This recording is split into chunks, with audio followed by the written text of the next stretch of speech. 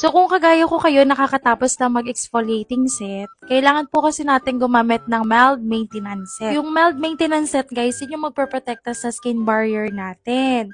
Para hindi tayo maging sensitive skin, acne prone skin. So perfect tong ginagamit ko ngayon, Vitamin C Facial Foam Cleanser by Pax Molly.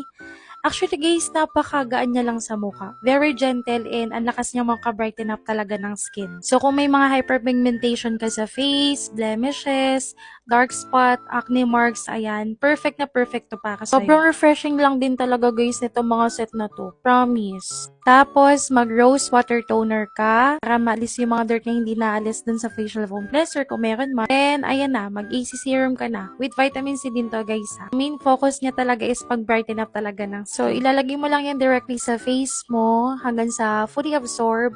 And uulitin ko lang, wala siyang sting effect, walang hapde, walang arak. Very mild lang din talaga. Ayan mo lang siya, ma-fully absorb ng face mo. Ganon. For the last step na mga sis ay itong Vitamin C Intensive Cream nila. So, last step na to, ipapatong mo lang siya dyan sa face mo. Ayan, ano na guys, kahit nakailang patong na ako dito sa face ko, ganito pala kapag Korean products, no? At high quality. Wala siyang bigat sa mukha. As in, parang na fully absorb siya ng face mo. Ganun. Tapos, ayan, kung gusto mo ng kalmadong mukha kahit textured skin, go i-check out mo na.